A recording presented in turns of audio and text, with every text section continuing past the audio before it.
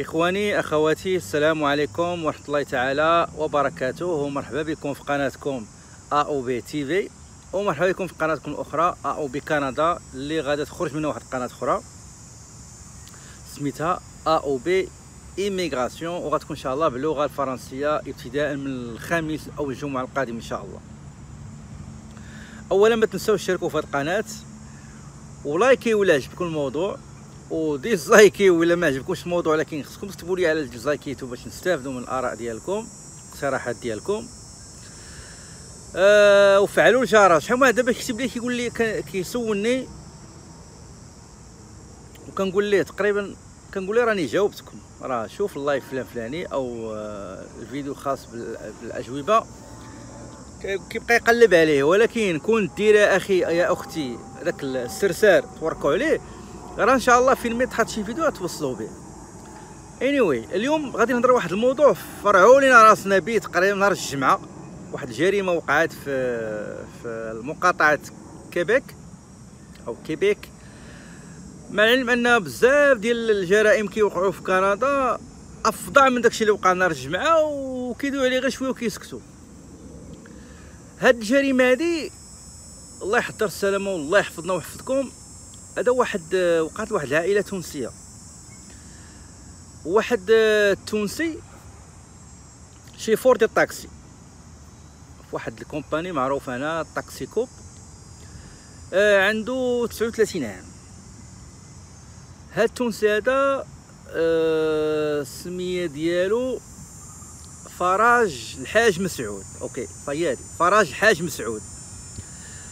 ناض سيدي هو كان طلق عامين، هو مفارق مع الزوجه ديالو التونسيه في عمرها 27 عام، وعنده معها جوج ديال الوليدات. الوليد عنده 5 سنين والبنيه عندها 6 ans. المهم كتعرفوا هنايا راه ماشي بحال المغرب، هنا الطلاق كياخذ شويه الوقت، يعني كديروا سيباري، كديروا لي دوموند ديفورس ديالكم اي ابري كتسناو. هما خرج لهم ديفورس اوفيسيال، اوفيسيلمون ils sont divorcés le 29 mars 2019.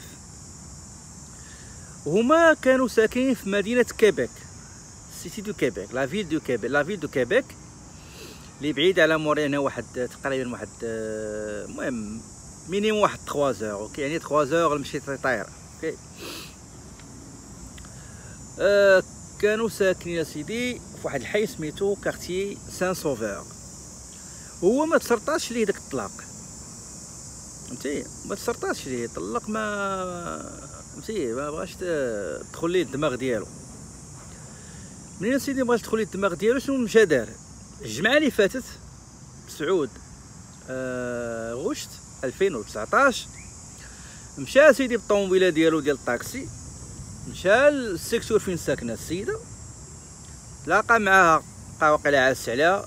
كانت هي امها تونسيه مسكينه، كانت جات مره كتجلس معاهم، وحتى الوالد ديالها مره كيجيو. الوالد ديالها ما كانش هنا، كان في تونس. جابها سيدي ليسانس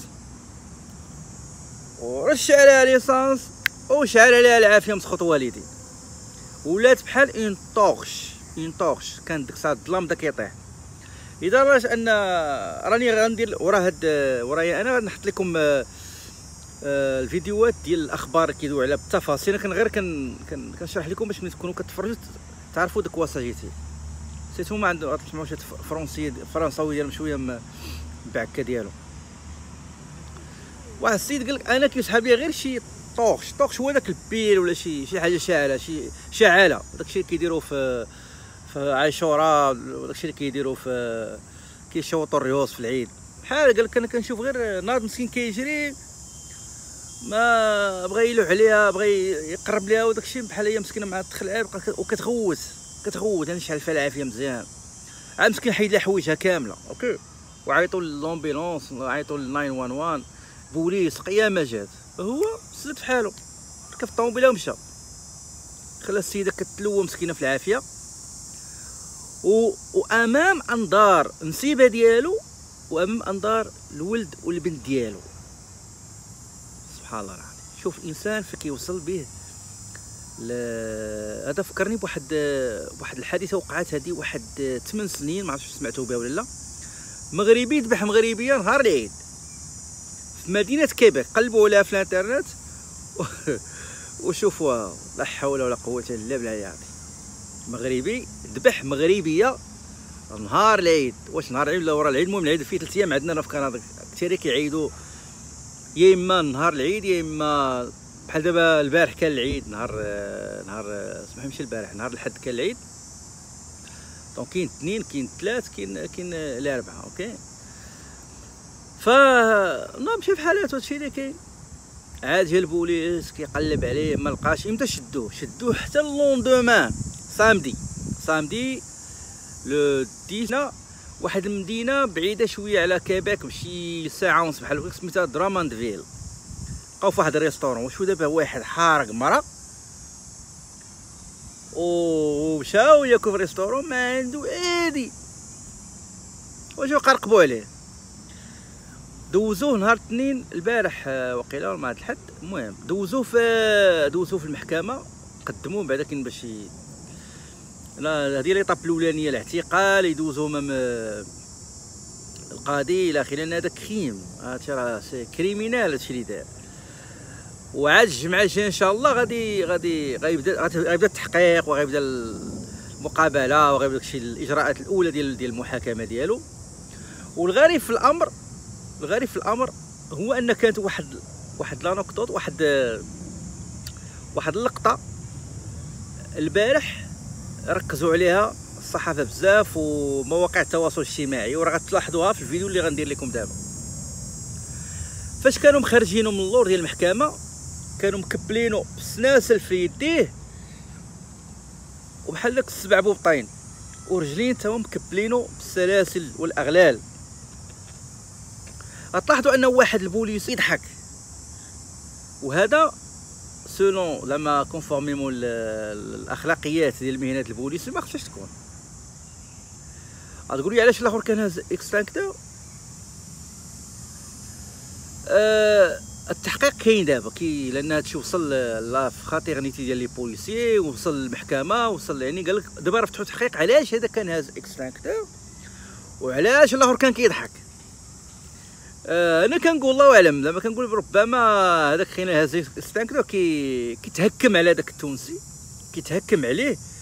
زعما واخا شادينو مرة السيد راه مربوط من هنا ومن رجليه، راه غتلاحظوا راه كانت واعد حتى في رجليه، ما قدرش كاع يجر رجليه. قال زعما حكا الا حكا يقدر تكون عنده شي عقيده ولا شي ليسانسيلو هالينا نبقاو باش نطفيو تخربيق. انا ضحكني غير واحد الجواب ديال واحد بحال السانديكا ديال البوليس. قالوا حكا ما حكا راه جاب ليكستراكتور، خافوا لا يكون شي وحدين متجمهرين كيتظاهروا حدا المحكمه ويبغيو يجيو يقتصوا منه، يجيو يحرقوه حتى هو. تخربيق هذا الرقيع هذا. على كل حال انتم دابا عرفتوا القصه هذه، راه دابا دايره واحد الضجه. وكانوا اتصلوا بالوالد ديالها مسكين، الوالد ديالها عبد الجليل الحاج عمور، مره كان كيجي هنايا، ولكن دابا اتصل مسكين كان في تونس. قال لهم راه ما فين ما كان شو ولاد الحرام سخط والدي باش جابوا. عرفتي ملي كتكون شي حاجه زعما راه كيبقاو ينبشوا، خاصه الا كانت عندها علاقه بالجاليه، علاقه بالمسلمين، او خاصهم يديروا المستحيل باش يديفورميوها. هو راه حدث عادي بحالو بحال اي بشر، جاليه ولا ماشي جاليه، هذا كيتعتبر حدث اجرامي يستحق، لان نورمالمون هاد القضيه اللي دار هو تقريبا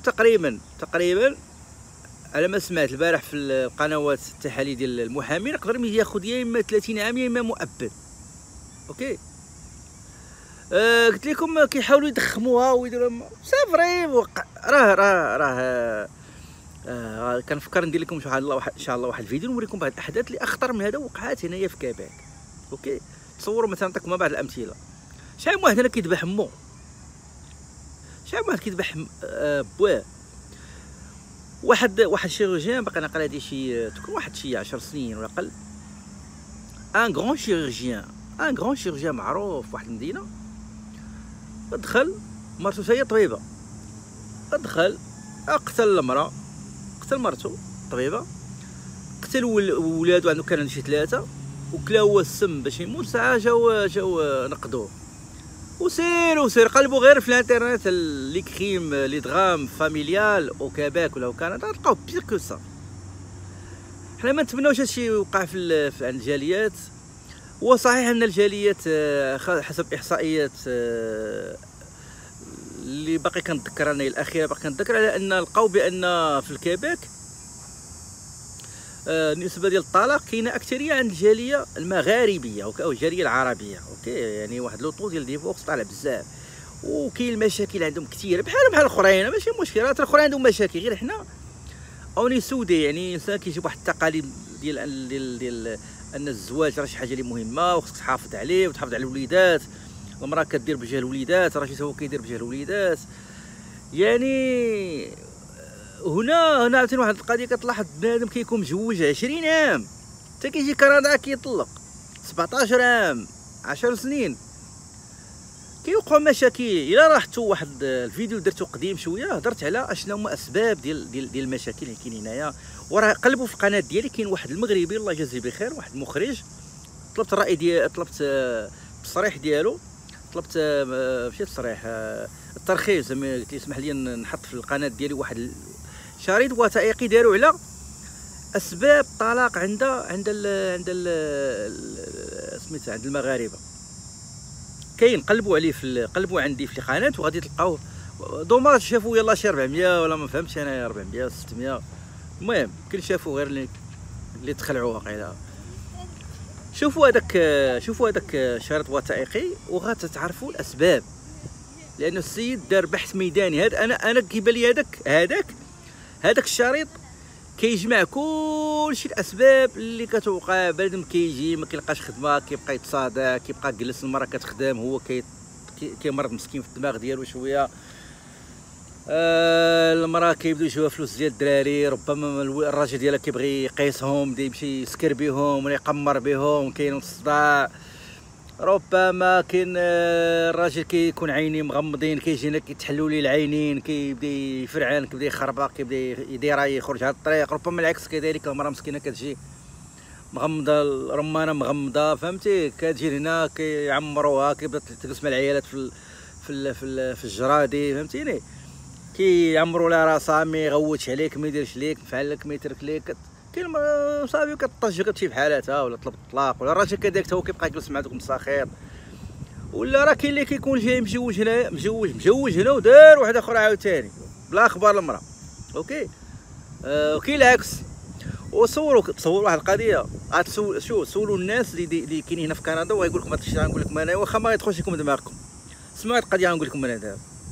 تصوروا كاين الراجل،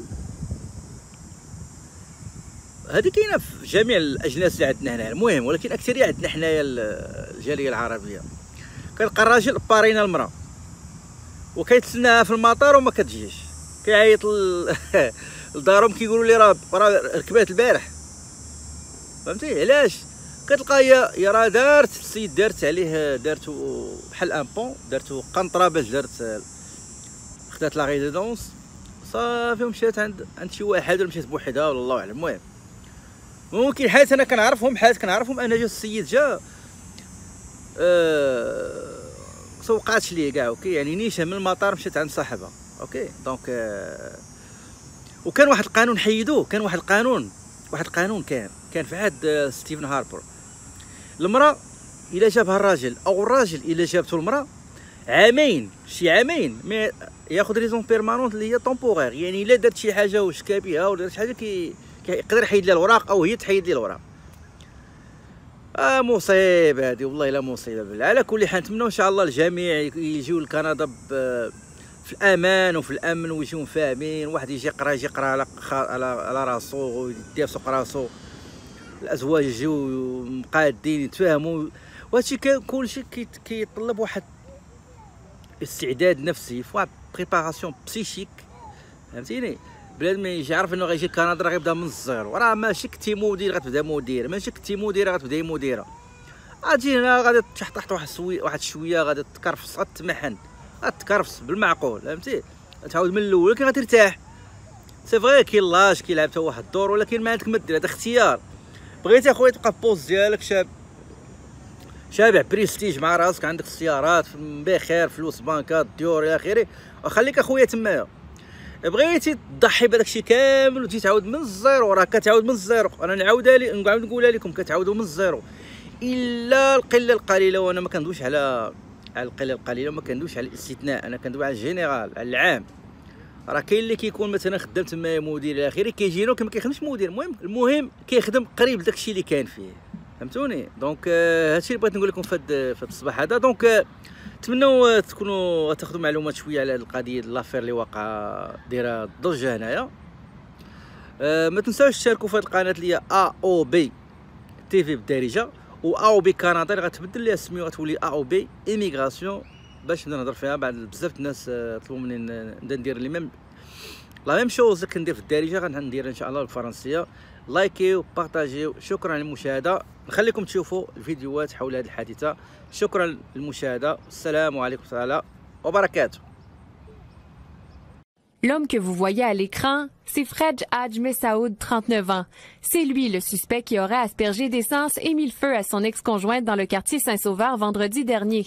Il a comparu ce matin du côté du poste de police du parc Victoria par voie téléphonique pour tentative de meurtre et voie de fait grave. Il avait été arrêté samedi matin du côté de Drummondville. Cet après-midi, il a pris le chemin du centre de détention de Québec où il restera en attendant son retour devant les tribunaux. Il risque un emprisonnement à perpétuité. Dans ce cas-ci, par contre, de l'essence, on met le feu à quelqu'un, c'est certain qu'il y aura des accusations de tentative de meurtre où la peine maximum est à perpétuité. Donc, c'est des peines très sévères dans ce domaine-là. Et les circonstances aggravantes qu'on va déterminer, qu'on va considérer, parce que ça serait fait en matière de violence conjugale. Et ça, les tribunaux vont en tenir compte pour mettre des peines plus sévères. L'homme de 39 ans était un chauffeur de taxi. Il travaillait pour un membre de Taxi Coop Québec.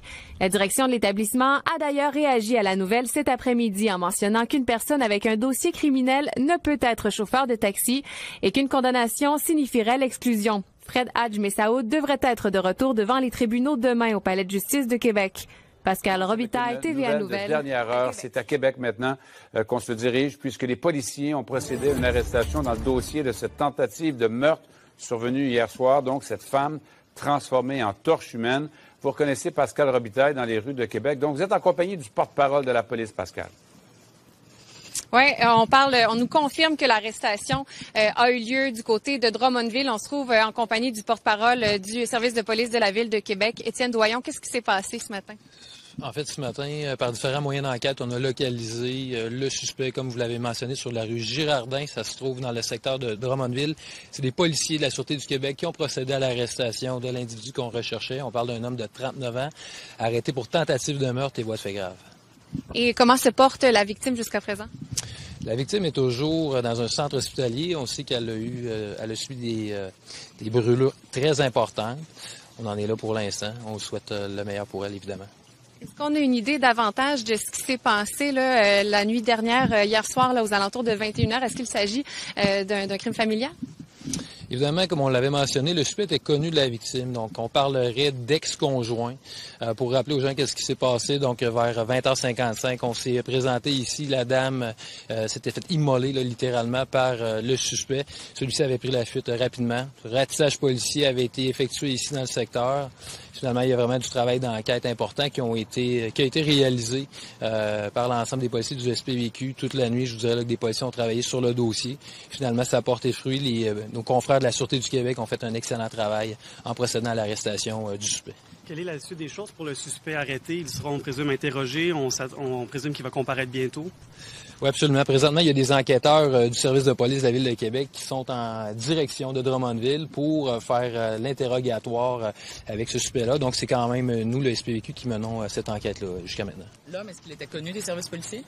C'est pas une information que je possède à l'heure actuelle.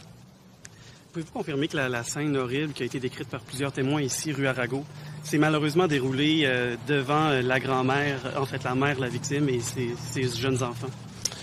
Oui, on sait qu'il y avait des enfants qui ont été malheureusement témoins de l'incident et d'autres témoins également qui ont d'ailleurs été rencontrés par les enquêteurs du SPVQ. Même les enfants? Par rapport vraiment là, à chaque personne spécifiquement qui a été rencontrée, je voudrais pas m'avancer, mais je peux vous confirmer que oui, malheureusement, il y a des enfants qui ont été témoins de l'incident. Et comment sont-ils pris en charge, ces jeunes enfants-là? Les jeunes enfants ont été pris en charge dans ce cas-là par la grand-mère. Je sais qu'ils ont eu des soins particuliers, des vérifications vers un centre hospitalier pour s'assurer que tout va bien. Malheureusement, je n'ai pas vraiment de détails spécifiques par rapport à leur état, à ces enfants-là. Mais tant les enfants que leur grand-mère n'ont pas été blessés physiquement? Absolument. Il n'y a pas eu de blessure sur les enfants ni chez cette dame-là que vous parlez. Concernant l'arrestation à Drummondville, avez-vous un peu plus de détails? Est-ce que c'était une poursuite policière? Comment ils ont réussi à maîtriser le suspect? J'ai pas beaucoup de détails. C'est les policiers de la Sûreté du Québec qui ont procédé à l'arrestation du suspect aux abords d'un restaurant IW sur la rue Girardin à Drummondville. C'est tout près de l'autoroute. Saviez-vous s'il a fait sa collaboration aux policiers, le suspect? J'ai pas d'indice contraire à cet effet-là, donc je peux pas m'avancer là sur le sujet. Et on parle d'ex-conjoint. Est-ce que c'est le père des enfants? J'ai pas, malheureusement, cette information-là. Je comprends que vous avez plusieurs questions. Faut comprendre que tout ça s'est déroulé vers 21h hier soir. On a un suspect d'arrêté. Pour nous, c'est ce qui est important aussi de rassurer les gens de Québec. Comme de quoi, on a procédé à l'arrestation de ce suspect-là et qui va être rencontré. Les enquêteurs vont être en mesure de faire une belle trame des événements et éventuellement, si cette personne-là a un procès, tous ces détails-là sortiront lors de son procès. Étienne Doyon, porte-parole du service de police de la Ville de Québec. Merci beaucoup. On a pu remarquer une scène assez surprenante. Regardez bien et prenez attention au policier à droite de l'écran. Il tient dans ses mains un extincteur d'incendie, tandis que l'autre semble trouver la situation amusante. Regardez, il sourit, là, il s'amuse. Je vous rappelle qu'on est en train donc de transporter cet homme suspecté d'avoir aspergé sa victime d'essence, ensuite d'avoir mis le feu à la femme, avec les blessures importantes dont vient de nous parler Pascal. Alors, parlez de tout ça. Est-ce que ce genre de situation, qu'est-ce qu'il faut en penser? Avec Jean-François Brochu, qui a une longue carrière dans la police, justement, qui connaît bien ce genre de situation. Bonjour à vous, Jean-François. Bonjour, M. Jean. Bon, on regarde cette scène. Vous la regardez avec nous du haut de vos plusieurs années d'expérience. Est-ce que vous arrivez à comprendre ce que le policier fait avec un extincteur? Non. Écoutez, à sa face même, on ne sait pas, là, on ne connaît pas le contexte, mais ce que l'on voit et certainement soulève des questions. On a raison de se poser des questions sur la présence effectivement de l'extincteur. Je vois le partenaire qui rigole. Vous savez, dans la police, il y a des choses des fois, c'est que on se fait une carapace, on devient isolé, hein, puis on devient, si on veut, on essaie d'être insensible aux situations. Ceci dit, ce n'est pas parce que c'est parce que justement on se fait une carapace et on est insensible qu'on doit avoir un comportement. On doit quand même conserver un comportement, surtout lorsqu'on s'en va comme ça dans les médias, faire comparaître à quelqu'un qui possiblement même fera l'objet d'une accusation de meurtre, parce que madame, elle est loin d'être sortie des problèmes. Parce que là, ça ressemble à une mauvaise blague, Jean-François, là. Ah si c'est le cas, M. Jean, ça soulève non seulement des questions, ça va en soulever, et j'en suis convaincu, chez les autorités de la police de Québec. C'est très clair. Il se passe quoi dans ce temps-là? C'est ça. Écoutez, il peut y avoir des mesures disciplinaires de pris contre les policiers. Ça peut être un avis verbal, ça peut être un avis écrit, ça peut être des jours de suspension. Maintenant, on s'entend que dans ce cas-là, il n'y a pas l'impact est plutôt sur l'image de l'organisation. Hein. C'est à supposer là. On s'entend tous ensemble ici là, que ce qu'on voit, c'est une mauvaise blague. Là. Si c'est le cas, c'est un manque de jugement de la part des gars, et donc ça sera adressé certainement parce que c'est pas le type d'image que laisse normalement voir la police de Québec. Au contraire. Alors ça, on appelle ça une petite jambette, là, et c'est sûr que ça va être, si c'est le cas, si c'est bien ce qu'on pense, si c'est bien ce que ça a l'air, hein, ça va se régler à l'interne par des mesures disciplinaires probablement. Jean-François, simplement pour être certain, il n'y a pas une situation particulière qui nécessiterait que le policier aille, alors qu'on transfère un criminel comme ça, un extincteur avec lui, là. J'en vois pas. Non, Non, c'est à sa face même. Moi, je l'ai vu tout à l'heure. Ça m'a questionné. À moins que ça vous choque, vous, je comprends bien là. C'est questionnable. Si c'est ce que ça a l'air, une mauvaise blague, c'est de très mauvais goût, et c'est certain qu'à l'intérieur de la police de Québec, ça restera pas là. Jean-François Brochu, spécialiste donc en affaires policières et policier qui a eu lui-même une longue et brillante carrière. Merci beaucoup, Jean-François. Bienvenue. Au revoir. Alors, je souligne rapidement là-dessus qu'on a tenté, bien sûr, depuis cet après-midi, de rejoindre les services de police de la Ville de Québec pour avoir explication, pour justement, donc, avoir une version des policiers. Jusqu'à présent, aucune réponse. Vous parlez d'une histoire absolument incroyable, épouvantable, Pascal. C'est une femme transformée en torche humaine hier. Ça s'est passé sous les yeux horrifiés de plusieurs témoins, d'ailleurs. C'est une véritable scène d'horreur qui s'est déroulée ici même hier soir en plein cœur du quartier Saint-Sauveur à Québec. Vous l'avez dit, une femme s'est transformée en torche humaine sous les yeux horrifiés de ses voisins. Je suis en compagnie de M. Allard qui a vu toute la scène. M. Allard, racontez-moi, qu'est-ce qui s'est passé ici hier soir? Oui, j'ai été assis sur mon balcon ici au 640, au 2e étage. Puis j'ai vu un gars qui courait en direction vers l'est. J'ai pas été capable de l'identifier, par exemple. Là, j'ai vu une personne qui était dans la rue, mais je pensais que, vu que le monsieur courait, que c'était une torche qui brûlait dans la rue. Puis là, tout d'un coup, la personne, que je savais pas qui était une fille au début, elle s'est avancée, puis elle s'est mise à courir vers lui, un petit peu plus loin. Fait que là, moi, quand j'ai vu ça, j'ai pris mon téléphone, j'ai rentré dans la maison, puis j'ai descendu. Mais là, elle est revenue sur ses pas. Puis là, je courais après elle, puis je lui disais de se coucher à terre, mais elle criait tellement fort, elle criait, c'était terrible, des cris de mort. Fait que là, rendu à peu près ici, où ce qui était là, la madame, elle s'est revirée vers moi, fait que ce que j'ai fait, comme j'avais rien pour la briller, je lui ai arraché le linge. Complètement, puis là, elle me criait, ça brûle, les cheveux, ils brûlaient, c'était terrible, là, tout ce que je voyais, là. Puis là, que ça s'est fait... En quelques minutes seulement? Ah oui, en quelques minutes, oui, parce que j'ai pas entendu de cris avant ou de chicane, rien, là. Moi, j'ai seulement vu qu'il courait dans la rue. Puis qu'elle est revenue par ici, qui était le stationnement, parce que son auto était l'autre bord, d'après ce que j'ai pu voir. Puis ensuite, elle a été transportée au centre hospitalier? Oui. Moi, je l'ai gardée ici. Sa mère était l'autre bord. Là, elle s'est approchée d'elle. Elle lui parlait. Les enfants me tenaient. Elle avait 2 jeunes enfants. Ils me tenaient par les culottes. Puis ils étaient comme un peu, eux autres étaient sur le choc. Là. Puis moi, je la tenais par les mains. Puis je lui disais, tombe pas. Parce que là, je la voyais qu'elle affaiblissait. Elle sentait juste le gaz. Fait que je voyais qu'elle tombait. Fait que je la gardais le plus possible. Mais elle voulait pas que j'y touche plus loin qu'ici. Parce que ça avait tout brûlé. Fait que là, ça n'a pas été long. Les pompiers sont arrivés tout de suite. Je me suis tassé et ils l'ont abrié dans un gros sac, là, comme dans un sac. Puis elle est partie en ambulance. Puis j'en ai pas eu de nouvelles de rien. C'est une tentative de meurtre. Je crois bien que quelqu'un se fait retirer de l'essence de même. Là, elle sentait juste l'essence. Elle sentait l'essence énormément. Oui. Monsieur Allard, merci beaucoup. Puis on vous souhaite bonne chance pour la suite. Merci beaucoup. Donc voilà, ce qu'on sait, c'est que la victime a été brûlée à 50% de son corps et que le suspect est toujours en fuite. On espère avoir davantage de nouvelles cet après-midi de la part du service de police de la Ville de Québec. Quel récit horrible. Merci, Pascal.